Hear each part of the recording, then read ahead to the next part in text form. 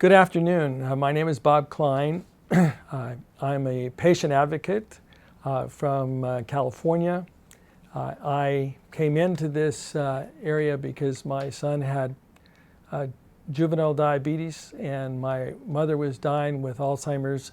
So medical research funding to reduce human suffering became a critical priority in my life. It is a great privilege for me today to be on this panel sponsored by the McLaughlin Institute and Dr. George Carlson. We all know that the contributions that this institute has made to the early education of Dr. Irv Weissman, head of the Stem Cell Institute at Stanford, Dr. Lee Hood, head of systems biology at the University of Washington, where he's actually the president of that division of the university, have been invaluable for medical research in the world. And those are just two examples that I personally know of the contributions from the McLaughlin Institute. So congratulations on the contributions, and let us focus on the topic I've been given, which is Proposition 71 and how it might apply in Montana. Specifically, it's my understanding that there's discussions of a citizens initiative here, much like the citizens initiative we had in California. It's U.S. Supreme Court Justice Brandeis that said the states are the laboratories of democracy, and there's no more direct exercise of democracy than through a citizen initiative. In California, Proposition 71 involves a $6 billion vote by the public, $3 billion that under our Constitution would cover the funding for medical research over 10 years, and $3 billion that would cover the interest on the bonds that would be used to fund it over 40 years.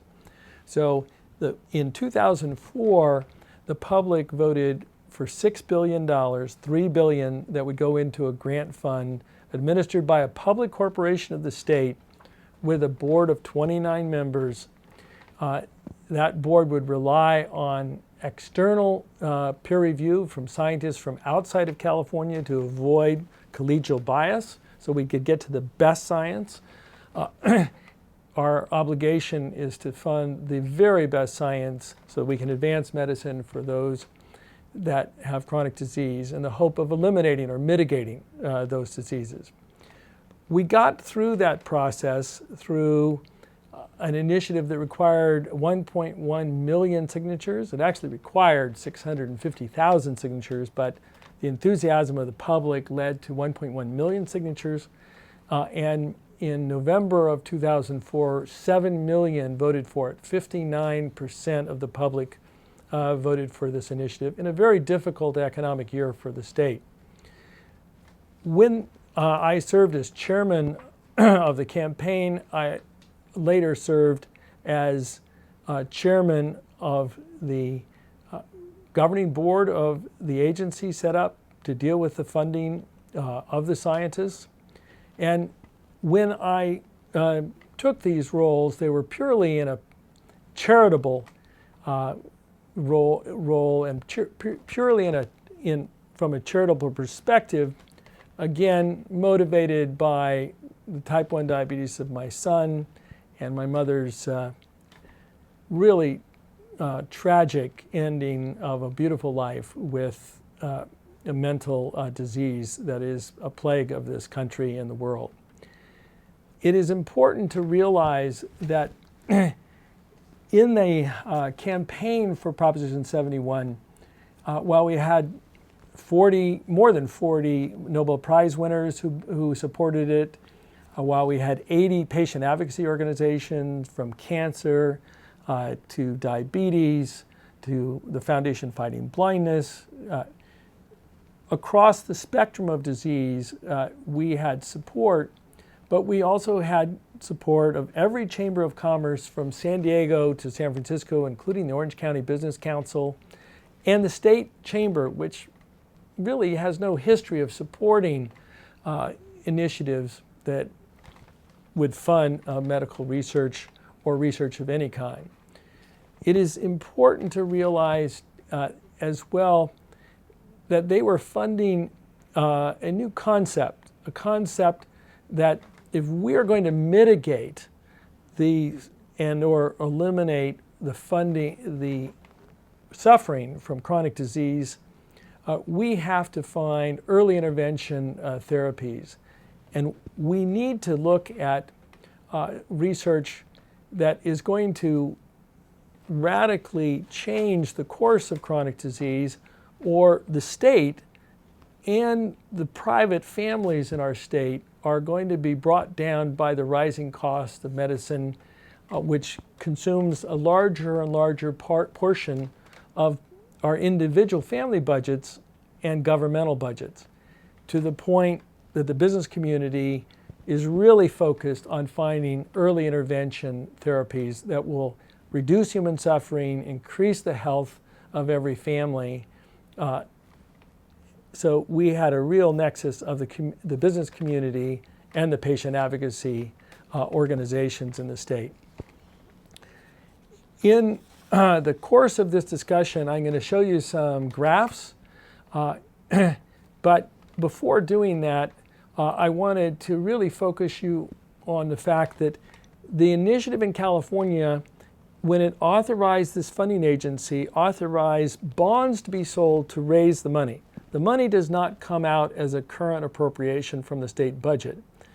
The fundamental concept is, if we're going to invest in the intellectual capital infrastructure that's going to change the way we practice medicine, this cost is going to benefit generations.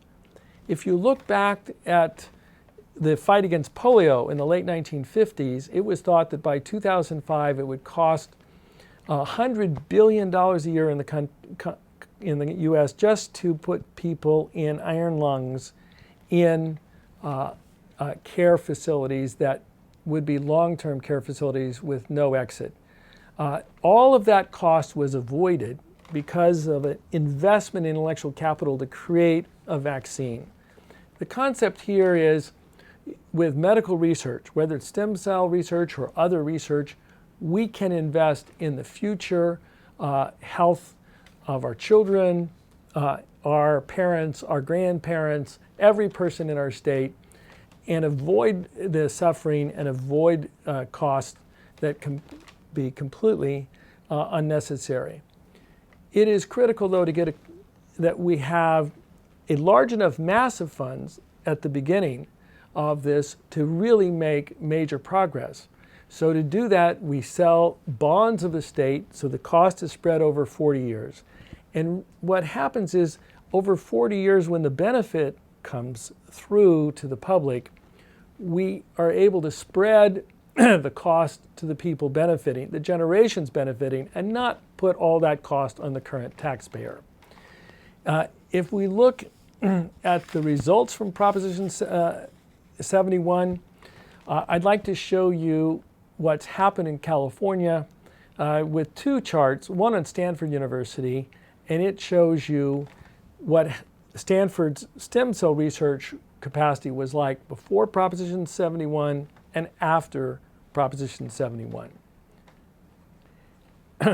Now I'd also like to show you what happened at University of California, Davis, which really, if you look at the chart that shows before Proposition 71, it lists all of their clinical departments, but they really didn't have the research capacity. The second chart shows the tremendous spread of capacity, the additional funding institutions that came in, collaborations with a number of nations. And to show you furthermore an outside validation of Proposition 71's progress, there are 15 countries that are now collaborating with California, where those countries have agreed that if California funds research, those countries will fund their contributions to the research. This is the chart that shows those 15 countries across the globe. One must realize that if Montana were to collaborate, we have collaborations with states like Maryland, with California, where Maryland will fund their researchers on an element of the research, and California will fund our researchers. So Montana can get the same leverage that a state like Maryland can, and they can get the benefit of the international collaborations California has as well if Montana chose on certain research to collaborate with California.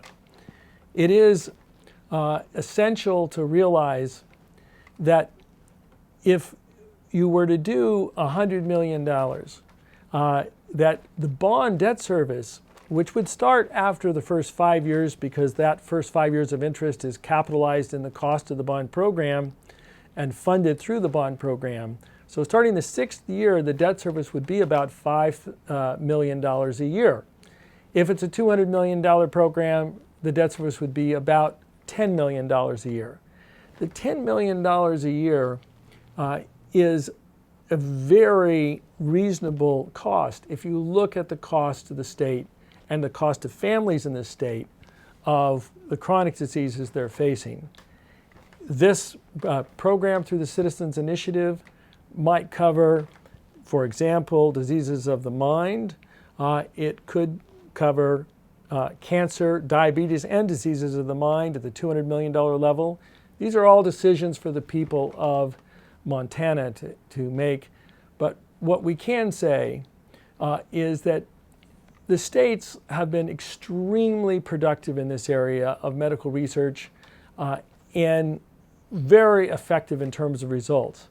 Dr. Renee Pera, who is now your Vice President of Research, as I referenced before, of Montana State University, was at Stanford. She got a $3 million shared lab loan, and that $3 million loan led to her research having new data and new results from state-of-the-art instruments.